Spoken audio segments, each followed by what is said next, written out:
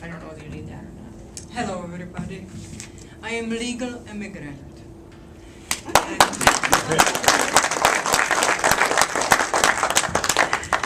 My parents escaped from Czechoslovakia in 1947.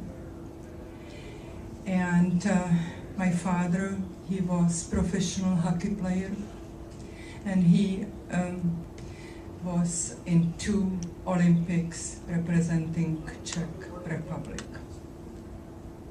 I didn't see my parents for 20 years because my father was very known, and of course hockey, that's the main sport in Czechoslovakia. They kept me there. 1967, I didn't have passport or anything, but I got a little, like little paper from government, and I was able to travel 3 days to Yugoslavia, and from Yugoslavia to Bulgaria, which was Easter Bloc.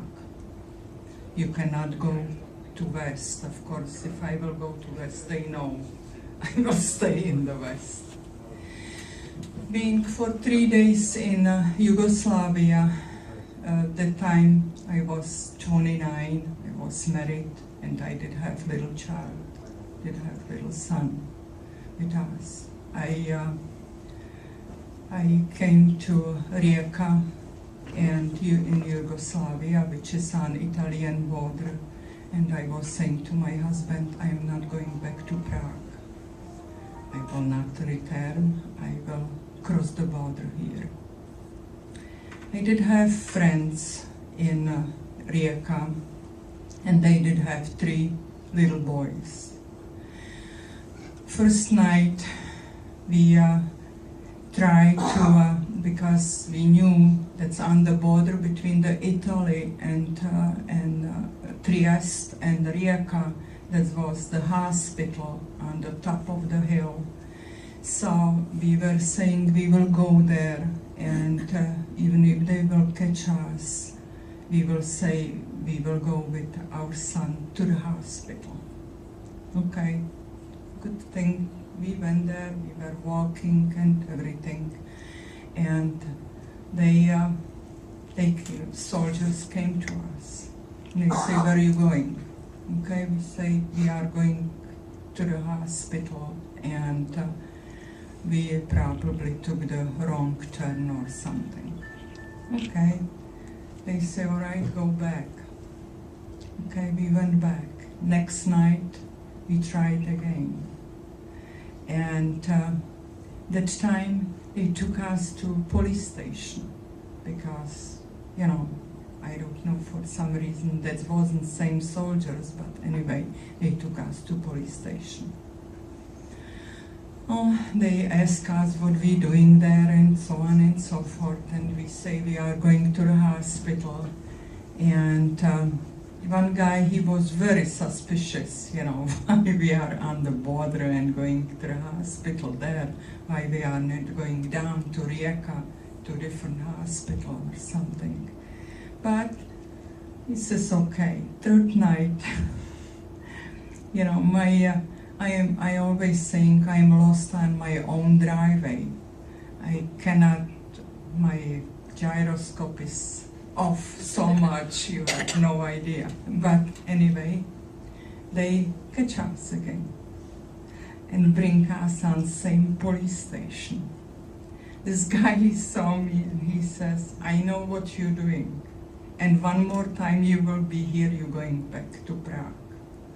Don't forget, Yugoslavia never was so much, you know, under communism like Czechoslovakia or Poland, because they were not able to put together whole country. That's very hilly, and you have hill, little piece of property here, a little piece of property here. People are not communicating. That's not like today, computers and everything, you know. And so they are not communicating with each other because that's too much to go over the hill. They were not they were not able to put it all the ground together, like kolkhoz or something like that. You know what I mean? And so Tito, that time was Yugoslavian president, and he never was strong like on communism, like that was in Czechoslovakia or Poland. Okay, so we went back, we were back again in Rijeka, and finally I asked the friends what I knew. They have 3 kids in the passport, if we can have that passport and cross the border there, because her husband was working in Italy, and so they were going back and forth in Italy, from Yugoslavia to Italy. Finally they agreed. You know, took them one day to think about that, because of course that was risky too. If they will catch us with the passport and so on and so forth, they will be in trouble. They have 3 children, you know, they need to make a living and so on and so forth. But anyway, they agree and give us the passport, and we board the bus, and I took the like scarf, and I was looking constantly down, and my son was that time 4-year-old, and he was on my lap, and I said, Johnny, pretend like you're sleeping. So even he was 4, he was like pretending like sleeping, always look at me a little bit up, you know, if I am there.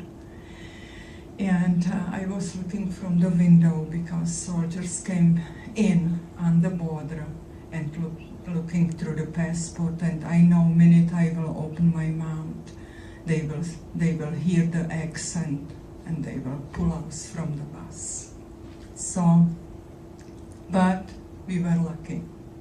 We crossed the border, and believe it or not, this first stop that was in Rijeka, I was so happy. I went from the bus and I was dancing there, and simply I was so happy to be in West, you have no idea. And so that's what we were in Rijeka. From Rijeka, we didn't know what to do. We didn't have any money, you know, not Italian lira or anything, not West money, because that was no in Czechoslovakia. But I did have it, 200 years old Madonna. I did have my rings. I did have earrings, and what else? And something else, you know, something little. And I say, nothing I can do. I will take this, because we have to feed that little boy, and we can go hungry for a couple days, but we have to give him food. So I took everything off and went to the jewelry. He put it that Madonna, you know, that was the hardest thing, believe me. You know, my wedding ring, my whatever, I did have it from family. I put it there. He put it on the weight, and in Italy was so much gold. He weighed that and gave me few liras for it. Okay?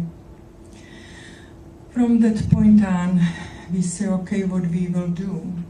You know, I didn't know what to do, how to emigrate or what to do. So we went to police station, and we say, look, we crossed the border. And I told them I have parents in the United States, and eventually I like to go there and be with my parents. And they say, you will have to go to American refugee camp. And that's in Patriciano, which is a suburb of the Rome.